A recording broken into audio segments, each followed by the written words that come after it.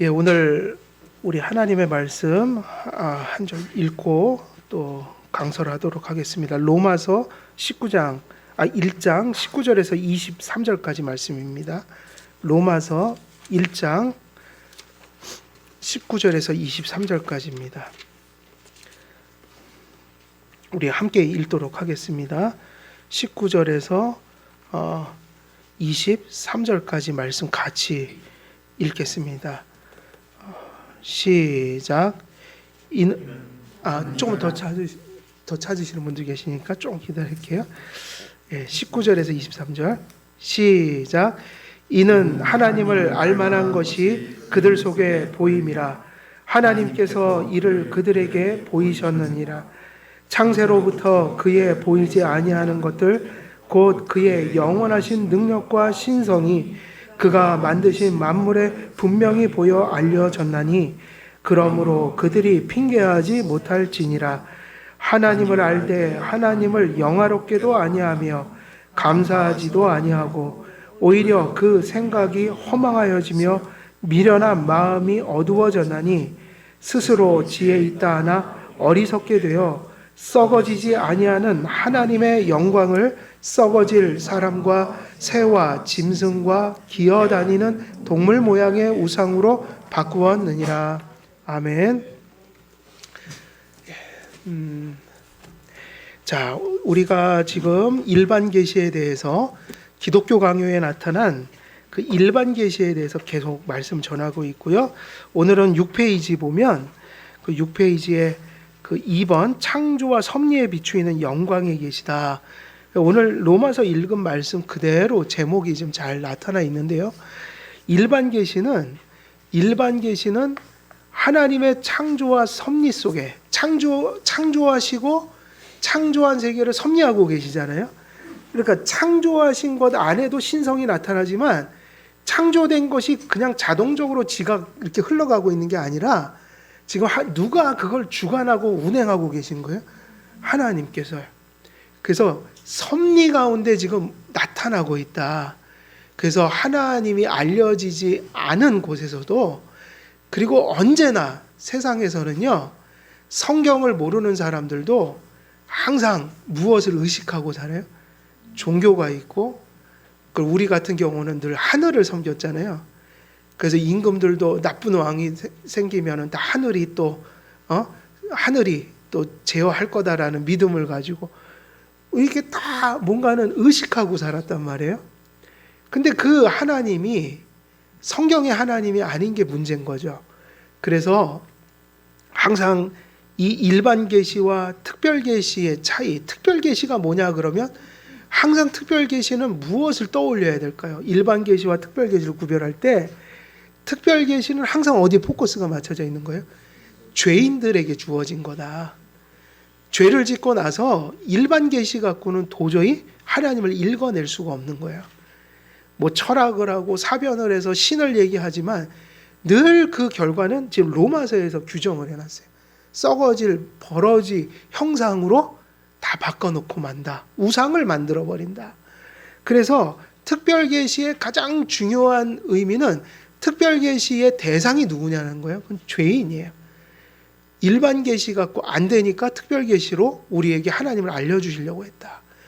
그리고 그렇게 되니까 특별 계시의 목적은 뭐겠어요? 대상이 죄인이라면 목적은 구속인 거죠. 오늘 바울이 계속 구속을 이야기하잖아요. 구속. 근데 그 구속이 우리가 지금 읽은 그 9절, 7절에서 14절까지인가요? 거기 내용에도 이제 설교가 그렇게 흘러간다고요. 구속의 역사가 끝나면은 계시가 나타나요. 이제 계시를 다뤄요. 하나님이 말씀으로 그들을 부르셨다. 그래서 특별 계시는 대상이 죄인을 위해서 주신 거면서 그러나 죄인들이라고 해서 다 특별 계시를 알아듣는 건 아니잖아요. 택함 받은 자들에게 누가 역사하심으로 성령님이 역사하심으로 특별 계시를 알아듣게 하셨다. 그래서 이 특별 계시의 목적은요, 구속이에요. 구속. 그래서 이거를 혼돈하면 되게 어려워져요. 그러니까 예를 들면 우리가 지혜가 있어야 한다고 그럴 때 우리는 그걸 그렇게 나눌 수 있죠. 하나님의 백성으로서의 구원적 지식이 있고 구원적 지혜, 또 성도들이지만 무슨 지혜도 있어야 될까요? 여러분들이 교회에서 믿는 자들끼리만 사는 게 아니잖아요. 그죠? 여러분은 어디서도 살아요. 세상에서 믿는 자와 믿지 않는 자들이 더불어 사는 그런 곳 속에서도 사니까 무슨 지혜가 필요하냐면 시민적 지혜가 필요한 거라고요. 그 시민적 지혜를 기르기 위해서 학교도 가고 또 뭐 하죠? 상식도 가져야 되고 그리고 인문학도 하는 거라고요. 전에도 말했지만 인문학은 항상 목적이 그거예요. 도대체 인생이 뭐냐, 인간이 뭐냐, 우리가 살아가는 세상이 뭐냐를 철학적으로 묻는 거예요. 근데 그것이 보편 가치 안에서 우리가 수용할 수 있는 부분이 있고, 근데 거기는 하나님을 모르니까 꼭 인문학이 진화론으로 가기도 하고 다신론으로 가기도 하고 무신론으로 가기도 하고 이러니까 분별해서 받아야 된다고 얘기를 했잖아요. 그러나 세상의 지혜는 믿는 자와 믿지 않는 자들이 더불어 살아가는 데 있어서 필요한 지혜들이다. 일반 계시가 지금도 그런 의미에서 믿는 자나 안 믿는 자 모두에게 비춰지고 있는 건 사실이라고요. 그러나 그것으로, 그러니까 성경이 아닌 것으로 구원을 얻을 길은 있다 없다? 없다는 것을 분명히 알아야 된다는 거예요. 그래서 그런 일을 하면 안 된다는 거예요. 예를 들면 우리가 헷갈려하는 게 이거예요. 세상에서 살아갈 때 상식이라는 게 되게 중요하죠. 커먼센스라는 게. 커먼센스는 성경에서 배워요? 세상에서 배워요? 물론 성경에도 가끔 나오긴 하지만 성경은 커먼센스를 주기 위해서 만든 책은 아니에요. 하나님이 주신 책은 아니에요. 그러니까 커먼센스는 세상에서 얻고 세상에서 살면서 터득하고 교육을 통해서도 받고 자기가 깨닫기도 하지만 커먼센스라는 걸 가지고 뭐를 얻으려고 하면 안 된다? 구원을 받으려고 하면 안 된다는 거예요. 거기는 구원이 없다고요. 그리고 인문학, 철학, 세상의 지혜들이 저 보편 세상에서 많은 유용한 역할을 하지만 성경이 아닌, 적어도 계시를 인정한다 해도 그 창조와 섭리 속에서 비추는 것을 철학자들이 믿는 자나 안 믿는 자나 종교성이 있어서 거기서 수많은 체계와 이론을 만들어서 그럴듯한 이론들을 준다 해도 성경이 아닌 곳에서 구원을 찾을 길은 있다 없다? 없다는 거예요. 그래서 그거를 자꾸 헷갈리면 어떻게 되냐면 어디서 인문학을 배우고 자기가 그런 걸 깨달은 걸 자꾸 성경과 엮으려고 하는 거예요. 또 세상의 신앙이라는 거를 신앙은 커먼센스를 반대하지 않지만 신앙은 커먼센스를 넘어선 것이라고요. 그러니까는 교회는 모든 것들을 무슨 기준에서 받아들이거나 사용하거나 버리거나 이래요? 모든 지혜를? 성경이라는 게 제1차적인 기준이 교회인 거예요. 그러니까 이게 중요하죠. 우리가 살아가는 데 있어서 하나님이 허락하신 커먼센스, 인문학 이런 보편 가치를 아는 게 중요하지만 이것은 구속적인 계시가 될 수가 없다는 거예요. 그러니까 구원은 항상 성도들은 최종적인 판단의 중거점을 어디다 둬야 돼요? 최종적인 권위를 성경에다 둬야 돼요. 이유는 뭐냐? 예를 들면 세상에서 어떤 좋은 직업을 갖는 방법, 어떤 세상에 속한 보편 가치를 이루는 방법, 이런 것에 있어서 성경은 다 얘기를 해주지 않으니까 그런 것들을 배우고 하는 건 맞지만 항상 그런 것들을 아무리 보편 가치를 수용한다 해도 성경적인 내용에 어긋나서 양심의 문제가 올 때는 보편 가치도 버려야 될 부분이 생긴다는 거예요. 그래서 절대로 인문학이나 어떤 상식이나 일반 계시를 읽어서 철학적인 방법으로 하나님을 얘기하는 것을 가지고 성경을 조정하거나 판단해서는 안 되는 거예요. 반대로 우리가 보편가치 상식을 반대하지 않지만 그것을 받아들일 수 있는 한계점은 어디에 있는 거예요? 성경에 있는 거라고요. 그래서 많은 세상의 지혜는 우리에게도 필요한 거예요. 그죠? 그러나 어떤 부분에 있어서는 예를 들면 진화론이라는 게 지금 세상에선 상식이 돼 있다고요. 근데 우리는 그걸 받을 수가 없어요. 왜냐하면 성경의 근거에 의해서 양심에 따라서 우리는 그게 아니라고 얘기하는 거예요. 그렇다고 해서 세상이 가르치는 학교에서 가르치는 모든 것을 잘못됐다고 얘기하지 않아요. 그건 하나님께서 세상 제도를 통해서 우리에게 계속 주시는 거예요. 하지만 그것은 구속적 가치가 아니라 무슨 가치다? 보편적 가치다. 구속적 가치와 보편적 가치를 구분할 줄 알아야 하고, 때로는 신앙적인 것들을, 그런 것들이 우리가 알므로 도움이 될 수도 있지만 그것을 받아들이거나 버릴 수 있는 기준은 성경이 돼야 된다. 이해가 되시죠? 그래서 보편 가치와 구속적 가치를 서로 무조건 배척하거나 또 그것을 혼동해서 막 이렇게 조종하고 서로가 뒤섞이고 이런 거는 옳지가 않다. 기독교인에게 항상 최종적인 것은 성경적 관점이다.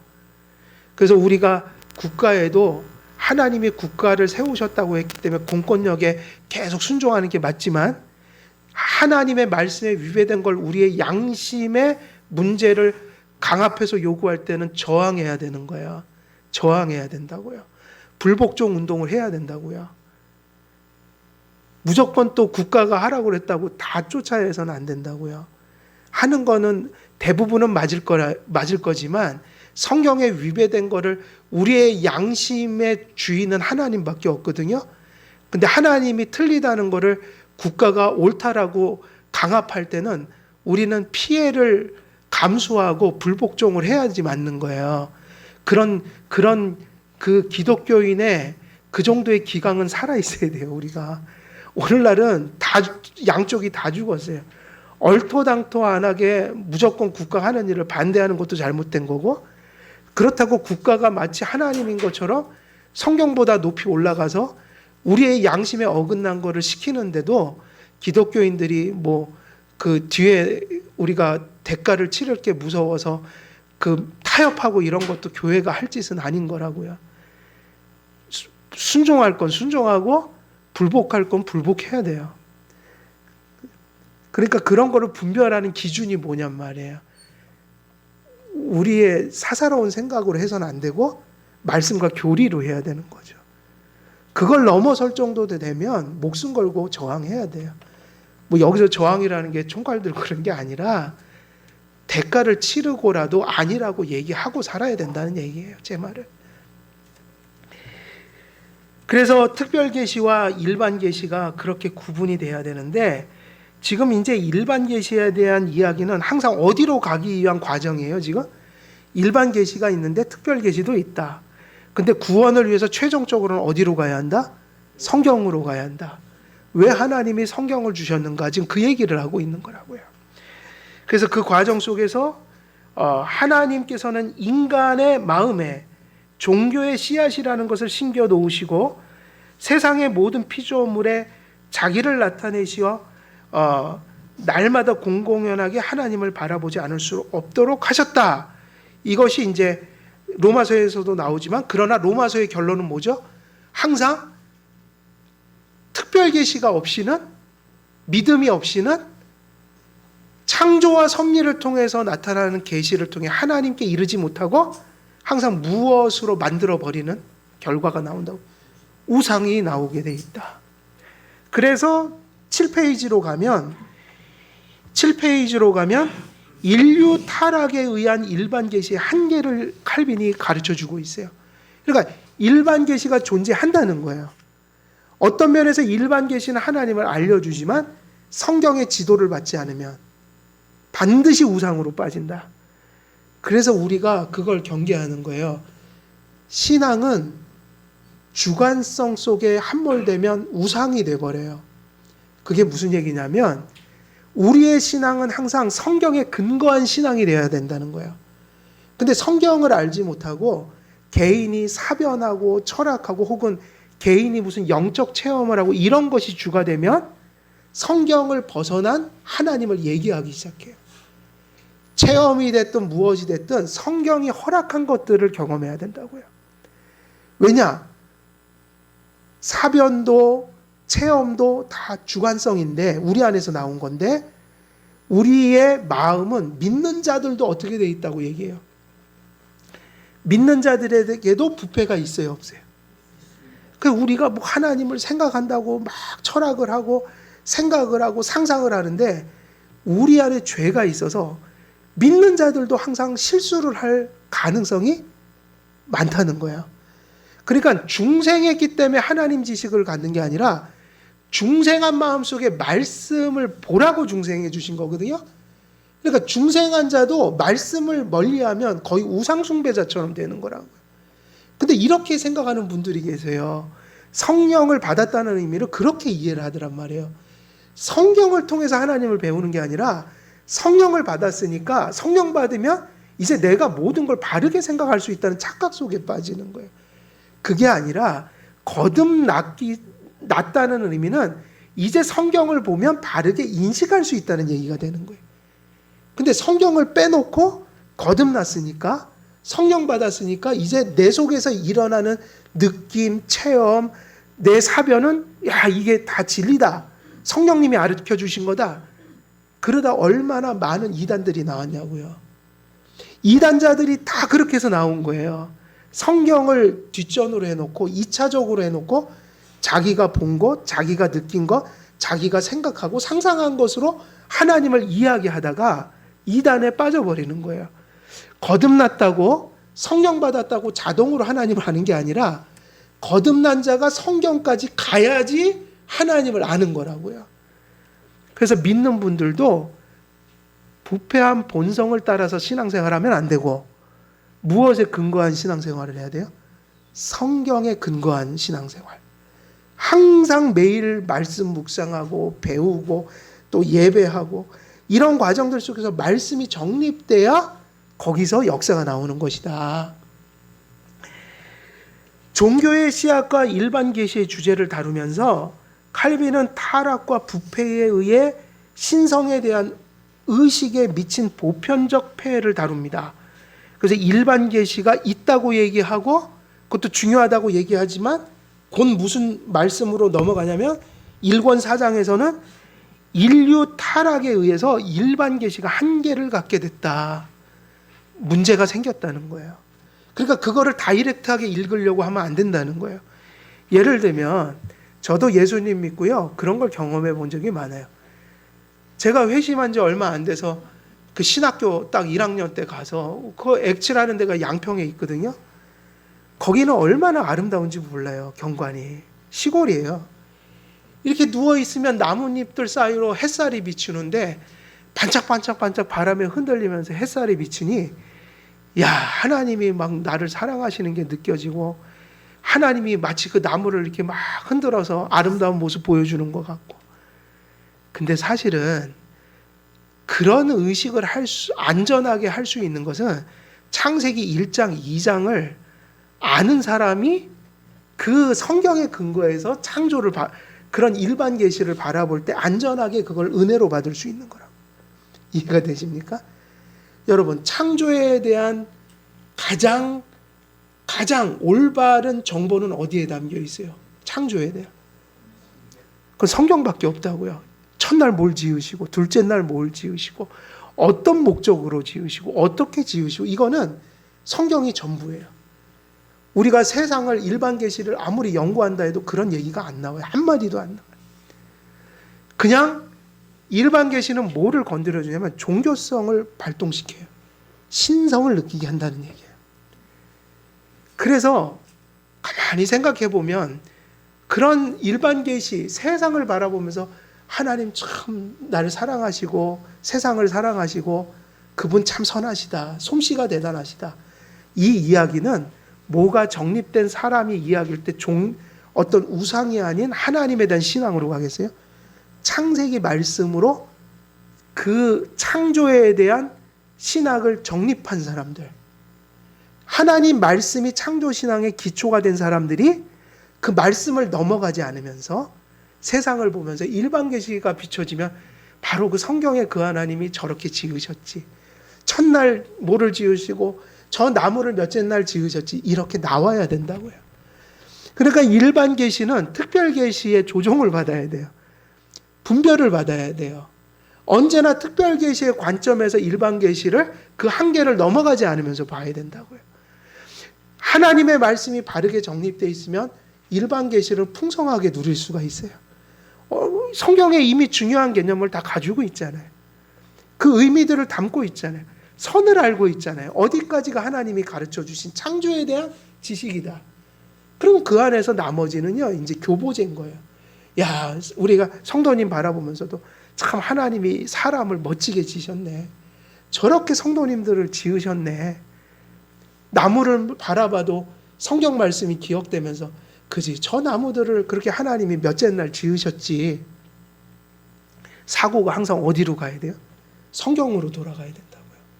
성경보다 근데 이게 잘못된 분들은 어디로 가냐면 성경을 제쳐놓고 나무를 보다가 자기 안에 막 떠오르는 철학적, 시적 막 감흥을 가지고 성경을 넘어선 얘기들을 막 하기 시작하는 거예요.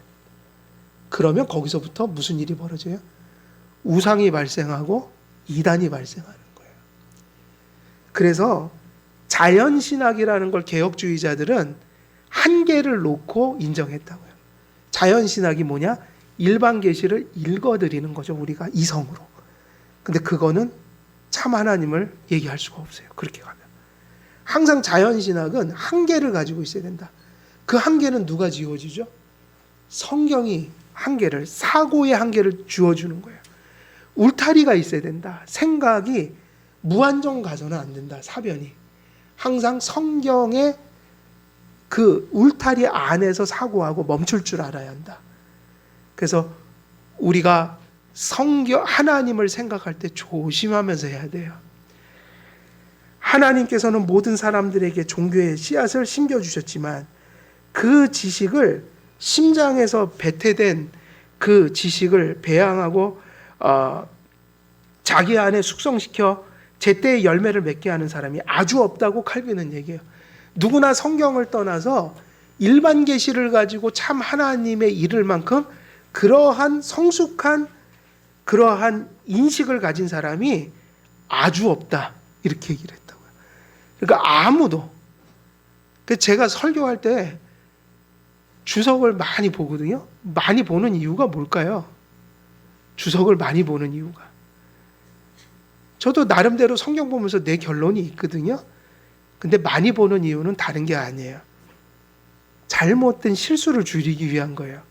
나하고 다른 얘기를 하면 유심히 보는 거예요. 내가 틀렸다고 전제하고 자꾸 보는 거예요. 그러면 많이 보다 보면 보편적인 교회의 사상이 나와요. 그 훌륭한 은사를 받은 훌륭한 분들이 주석을 써놨기 때문에 같은 거는 그렇지, 나하고 같이 생각 안 해. 좀 안심하고 넘어가요. 근데 나하고 생각이 많이 다르다. 그럼 유심히 보죠. 내가 틀릴 때가 많아요. 내가 그분들보다 적은 은사를 받았으니까. 그래서 한 분의 것을 보는 게 아니라 여러 분의 것을 보다가 나하고 다른 것이 그분들 안에서 보편적으로 또 이렇게 옳은 것으로 나타나면 거의 내가 틀릴 확률이 높다. 그래서 실수를 줄이고 잘못된 얘기를 줄이기 위해서 주석을 보는 거예요. 타락과 제가 가져온 이러한 현상은 이게 중요하죠. 왜 일반 계시를 모든 사람들이 다 조심해야 되냐? 어떤 사람에겐 특출함이 있어서 그 사람, 저는 일반 계시 읽어갖고도 충분히 성경적인 내용을 내가 스스로 알아요. 이렇게 안 되는 이유는 타락이라는 게 개체성이 아니라 보편성으로 주어진 거기 때문이에요. 개체에게도 주어졌지만 그 한 사람 한 사람의 타락이라는 게 보편성을 띠면서 일어났다. 그 얘기는 뭐죠? 죄가 없는 사람이 없다. 이 죄를 신학적으로 하나님에 대한 지식에 적용하면 모든 사람이 항상 실수를 한다는 거예요.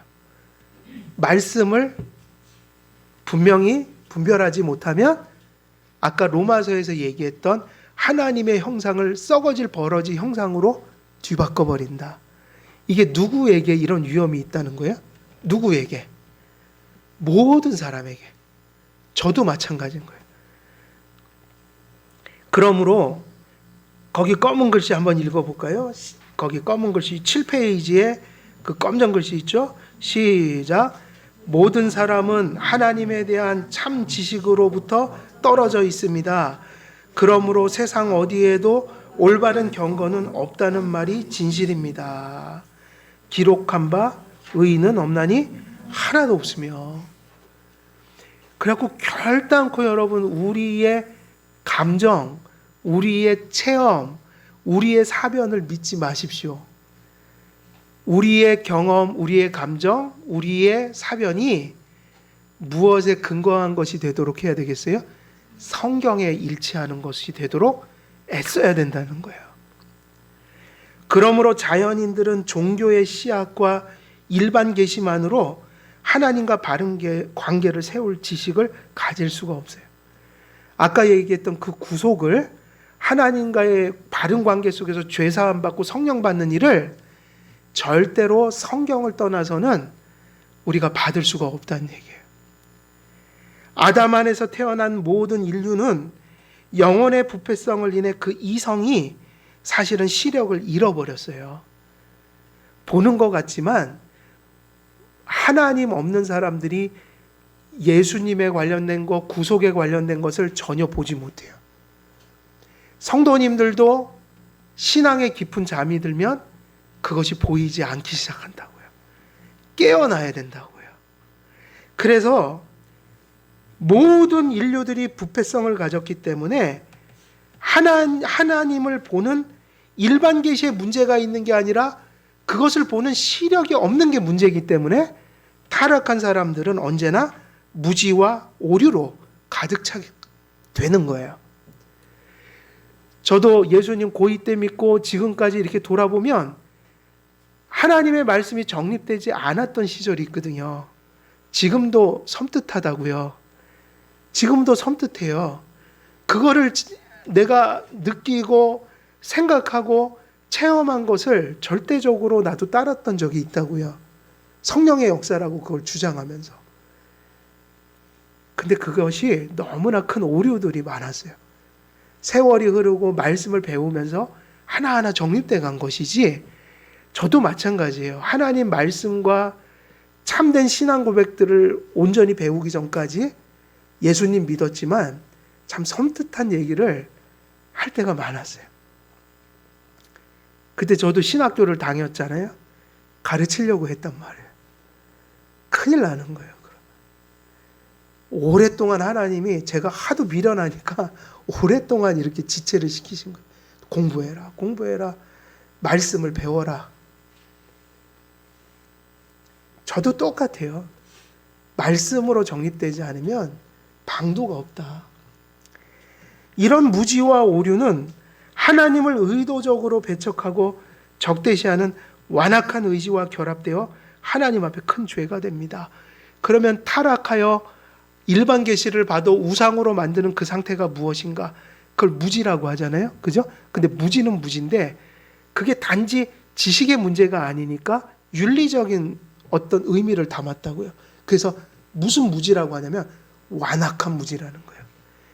죄 때문에 일어나는 하나님을 곡해하는 의지, 이성.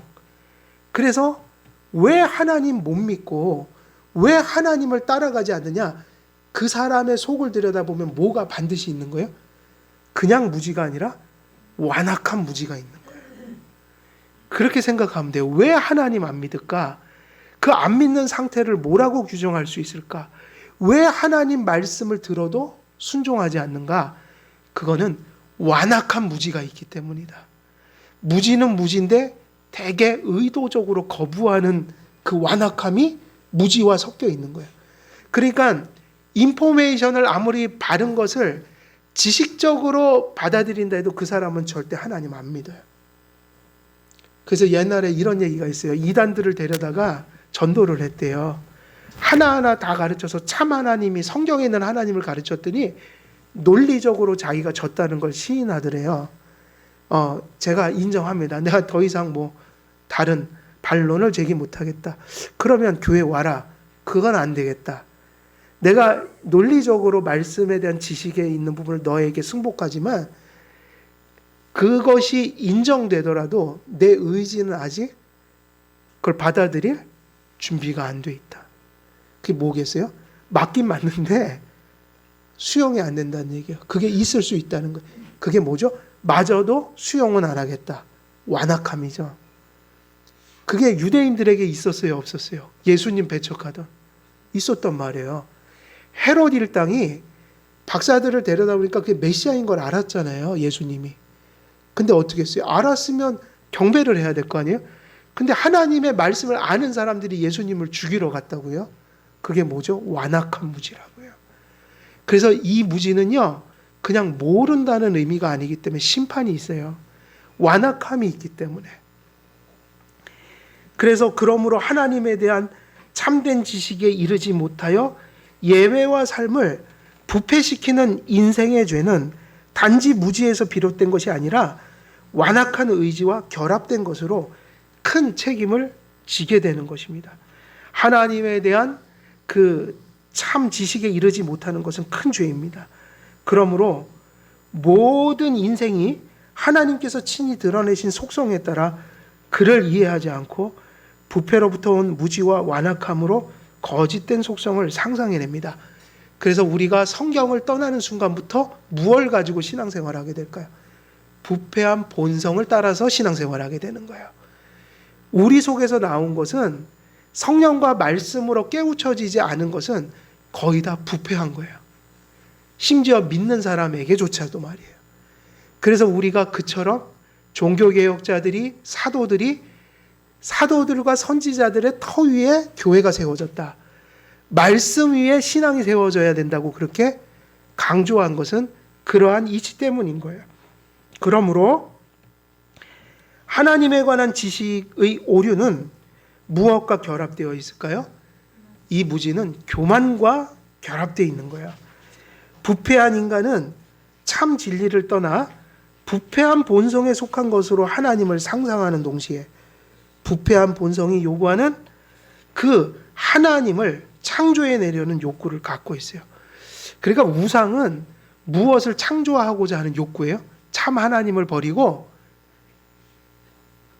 새로운 신을 창조하고자 하는 욕구가 부패한 종교성인데 왜 사람들은 참 하나님을 버리고 우상을 만들려고 할까요? 자기가 조종할 수 있는 신을 만들기를 원하기 때문이에요. 세상의 거의 모든 우상들이요, 인간의 본성에 아주 적합하게 만들어졌어요. 무당 종교, 수많은 종교들은 기독교가 가르치는 걸 가르치지 않아요. 거의 다 기복에 멈춰요. 기복에. 모든 걸 내세를 얘기한다고 해도 사람들의 부패한 본성에 적합한 것들을 만들어낸 거예요. 그래서 우리는 기독교만 배타성, 그러니까 예수 그리스도 외에는 구원의 길이 없다고 가르치는 거예요. 종교들 안에는 부패성이 있어요, 없어요? 있단 말이에요. 그러니까 우리는 다원주의를 받아들이지 않는 거라고요. 근데 그 모든 종교들이 무엇에 근거해서 바벨탑을 인간이 인간을 위해서 지었듯이 우상을 자기가 늘 조종해서 자기가 원하는 것을 갖고 싶은 욕망을 채우는 어떤 도구가 되어 있는 거예요. 그래서 우리가 출애굽기 설교할 때 금송아지 사건 할 때 그 얘기 많이 드렸잖아요. 자기들을 위해서 금송아지를 만들었다. 많은 사람들이 하나님에 관한 지식을 부패한 본성을 따라 추구하고 부패로부터 온 무지와 완악함을 가지고 추구합니다. 그들의 신학과 신앙 지혜의 추구는 부패한 본성에서 솟아나는 헛된 호기심에서 비롯된 것이에요. 그들은 바른 목적과 태도, 그리고 하나님께서 지정하신 방식과 한계를 넘어, 그래서 무엇의 한계를 인식해야 된다는 거예요? 일반 계시를 성경 없이 이 철학적 사변으로 혹은 종교성으로 읽어들어 그걸 가지고 신앙의 기준을 삼으려고 할 때 뭐를 넘어선 거죠? 한계를 넘어선 것이다. 일반 계시는 항상 한계를 가지고 있다고 그랬죠? 그것은 계시의 한계가 아니에요. 일반 계시는 문제가 없다고요. 어디에 문제가 있어요? 그걸 보고 해석하는 인간에게 문제가 발생했다. 그래서 일반 계시 갖고는 참 하나님을 만나지 못해요. 그 한계를 아는 것이 되게 중요해요. 그 일반 계시를, 그 한계를 인식하고 그 일반 계시를 우상으로 만드는 우리의 타락성을 인식할 때 우리는 말씀을 최종적 판단의 중거점으로 삼을 수 있게 되는 신앙을 갖게 되는 거죠. 이들의 어리석음은 브레이크 없는 자동차처럼 마땅히 알 것 이상을 알기를 원하는 욕망에 거짓 자부심이 결합된 데서 이런 일이 비롯된다. 그러니까 이 성경이 가르치는 데까지 가고 성경이 멈추는 데서 멈추는 일을 여기서 지금 뭐라고 비유를 한 거예요? 브레이크. 이건 제 얘기예요. 칼빈이 한 얘기는 아니고. 브레이크가 없는 것이다. 성경이 우리에게 무엇이 되어야 될까요? 그게 악셀레이터도 돼야 되면서 브레이크도 돼야 돼요. 하나님이 성경에서 가르쳐 주는 거는 열심히 배우고 성경이 침묵하면 우리도 어떻게 해야 돼요? 거기서 멈춰야 돼요. 뭐를 멈출까요? 생각을 멈춰야 돼요. 하나님 말씀으로 만족해야 합니다. 경건한 참신앙 안에서 성경으로 돌아가기 전까지 이런 부패한 지식 추구를 멈출 수가 없어요.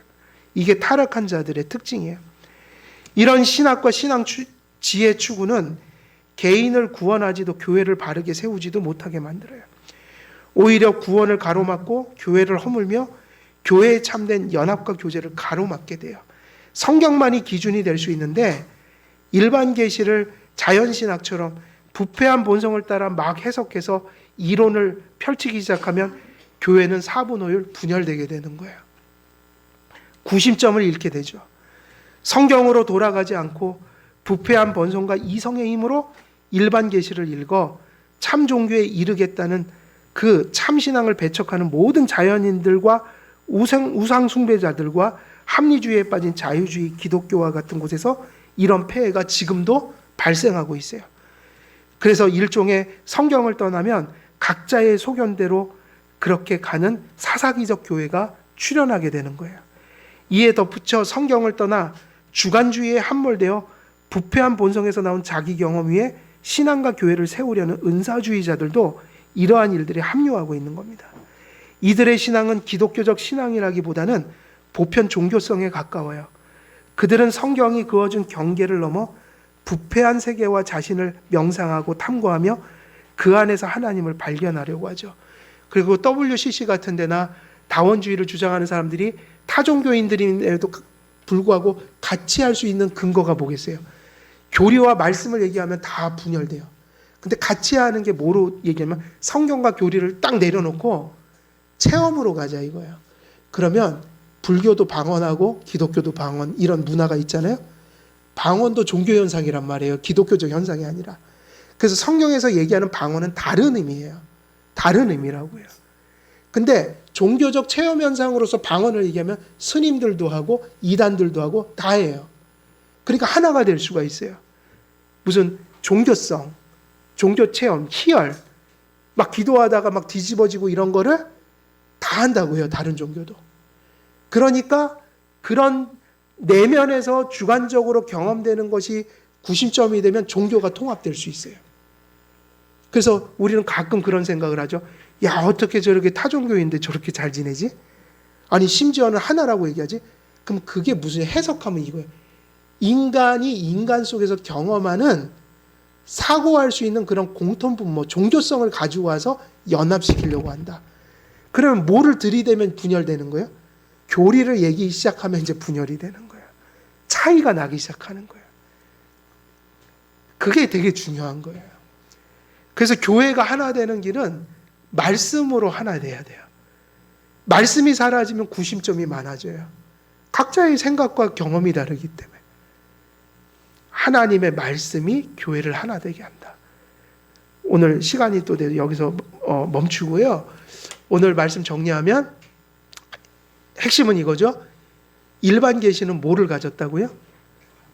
한계를 가졌어요. 이유는 우리가 부패성을 가졌기 때문에 일반 계시를 읽어서 성경이 가르치는 그런 구속의 계시에 도달할 수가 없다.